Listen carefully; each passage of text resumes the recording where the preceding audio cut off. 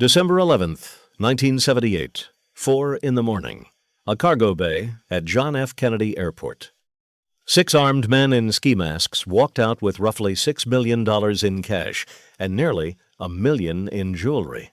It was the largest cash robbery in American history at that point, and within 72 hours, most of that money had already vanished into the back rooms of neighborhood bars across Queens and Brooklyn. Not banks, not vaults, bars. The man who planned it drank at one of them almost every night. His name was Jimmy Burke, and the bar was called Robert's Lounge, sitting on Lefferts Boulevard in Ozone Park. From the outside, it looked like any other neighborhood joint. Cheap beer, regulars on stools, a jukebox nobody used. Inside, it was a bank, a courtroom, a graveyard, and a war room for one of the most productive crews the Lucchese family ever had. This is the real world behind the movie The Drop. The film gave you a fictional Brooklyn bartender named Bob and a fictional bar used as a cash collection point for organized crime.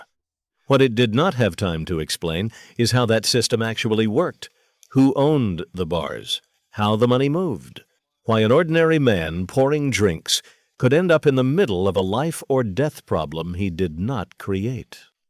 This is the story of the cash economy that ran underneath New York for more than 50 years.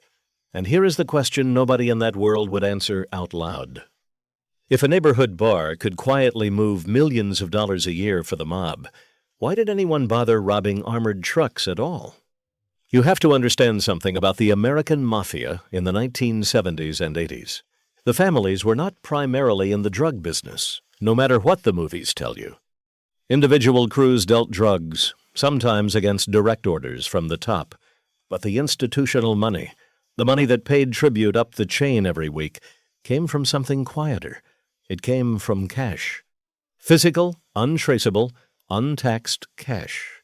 And the entire system depended on having places to put it. That is what a bar was. A bar was a machine for turning dirty money into clean money, and back again. Here is how it worked, step by step, the way federal prosecutors eventually laid it out in RICO cases across the 1980s and 90s. The opportunity was simple. A cash business, especially a bar or a restaurant or a social club, reports its income to the IRS based on receipts, but nobody counts every drink. Nobody audits every $20 bill that changes hands after midnight. If a bar takes in $2,000 on a Friday night, the owner can report $3,500. That extra $1,500 came from somewhere else. It came from a bookmaker who needed to move his weekly winnings. It came from a loan shark collecting vig. It came from a hijacked truckload of cigarettes sold to a jobber in Long Island City. The bar washed it. The bar made it legal. That is called integration. It is the third stage of money laundering, and the American Mafia mastered it decades before the phrase existed in a federal statute. The inside connection was the owner. Sometimes the owner was a made guy. More often the owner was what the families called a friend of ours, a legitimate businessman who took a loan he could not repay, or whose father took a loan, or whose brother had a gambling problem. Once you owed, you did not stop owing. You paid in excess. Your bar became a drop. A drop is exactly what the movie showed you. A designated location where crews leave envelopes. Bookmakers dropped their weekly sheets and cash on a Sunday night. Loan sharks dropped collections on Tuesdays. Fencing operations dropped proceeds after a score. The bar owner did not count the money. He did not want to know the number. He held the envelopes in a back room or a safe or a false ceiling until a pickup man came through. That pickup man might work for a capo. The capo took his cut, passed the rest up to the underboss, and a percentage kept climbing until it reached the family boss. Every level took a piece. The bar owner got a fee, sometimes a few hundred a week, sometimes protection from other crews trying to muscle in on his block. The pickup man got a cut. The capo got the biggest slice, and the boss got what the families called the pad, a steady weekly number that arrived no matter what. The execution required almost no violence when it worked, and that was the point.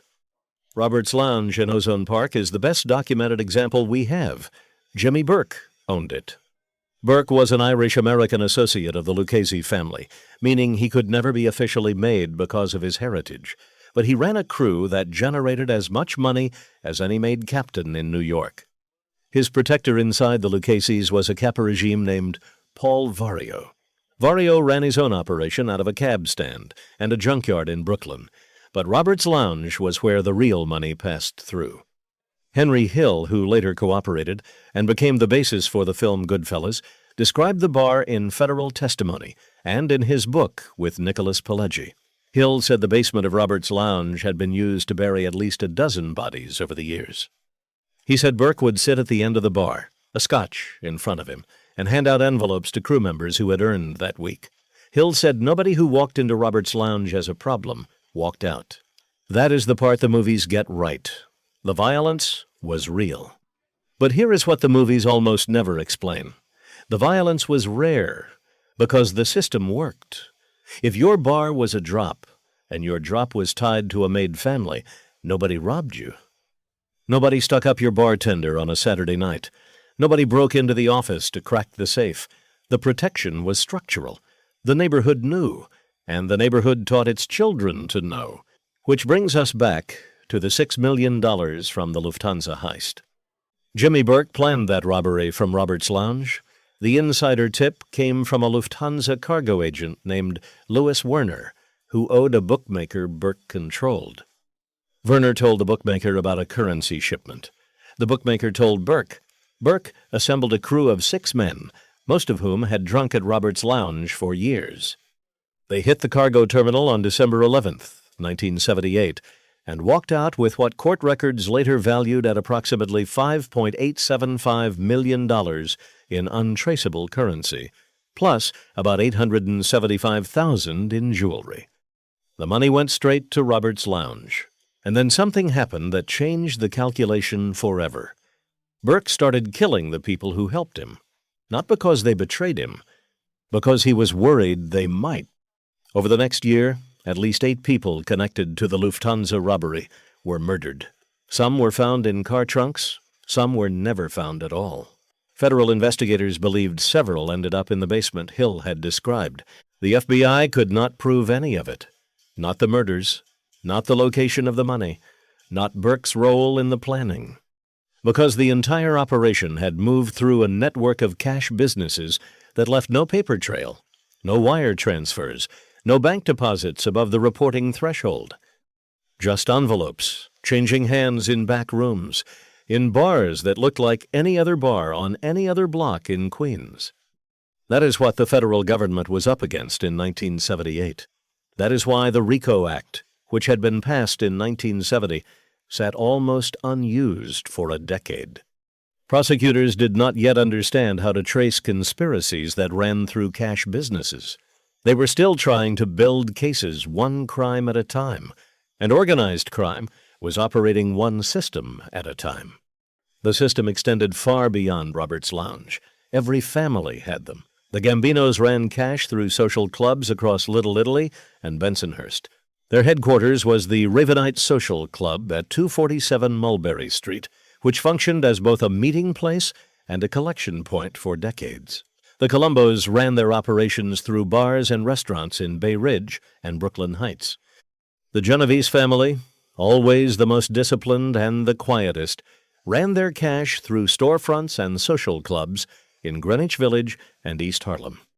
Michael Franzese, a Colombo capo who cooperated in the 1990s, testified about how the collection network functioned at his level.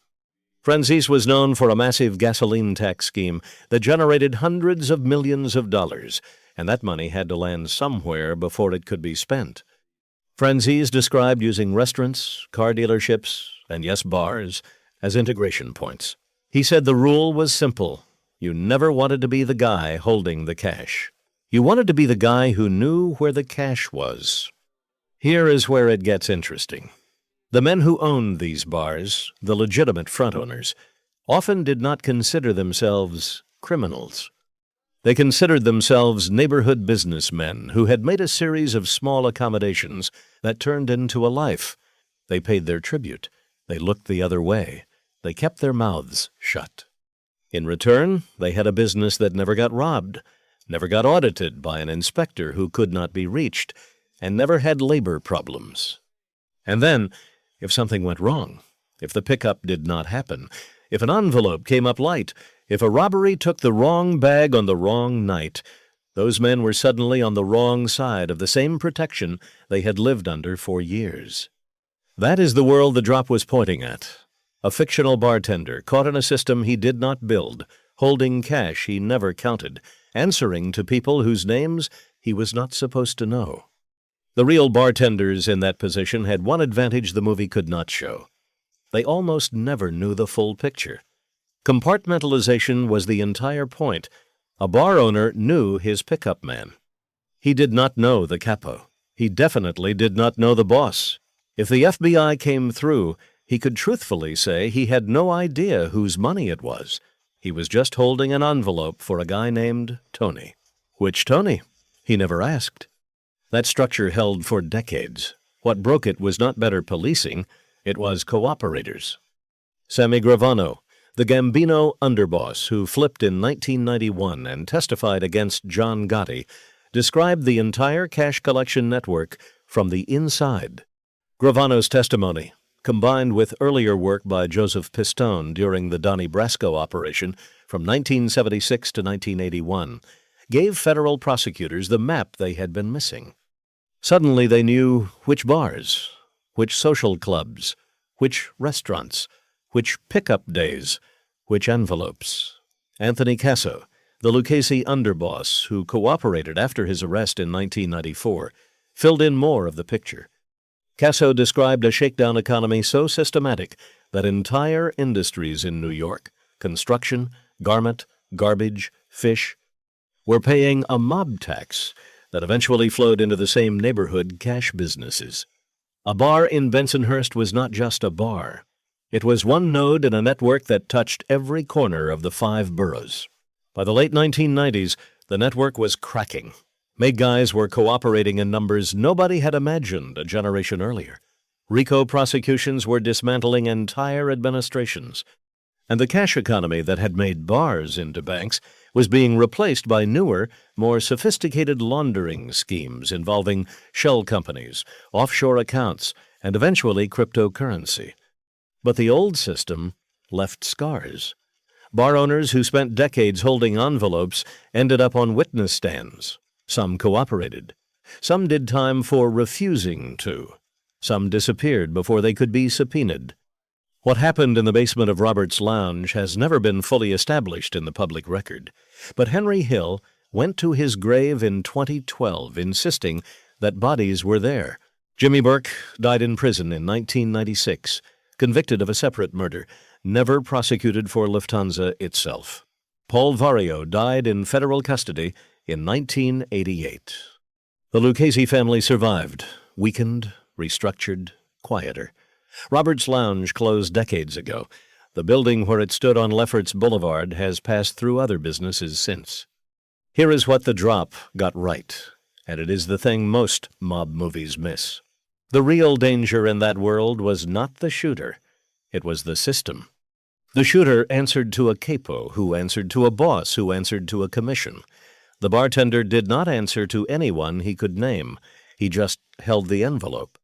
And on the night the envelope came up short, or the wrong crew hit the wrong bar on the wrong Sunday, everyone in that room was suddenly answering for a decision made years earlier by someone they had never met. That is why a fictional bartender in a Brooklyn movie feels so real. Because for decades, in bars from Ozone Park to Bay Ridge to Bensonhurst to Little Italy, that man actually existed. He poured drinks. He locked up at 2 a.m. He handed an envelope to a guy in a leather jacket who never gave a name, and he hoped that the count was right. Most nights, it was. The nights it wasn't, nobody read about in the newspaper. If you want to understand organized crime in America, do not start with the shootings. Start with the bars. Start with the envelopes. Start with the ordinary men who held the cash and asked no questions. Because that was the machine. Everything else was just what happened when the machine broke down. Subscribe if you want the real history behind the movies. Next time, we are going deeper into the Lufthansa aftermath and the 8 bodies that officially never existed. Comment below with the neighborhood bar in your city that everyone knew about, but nobody talked about. Somebody in your family remembers.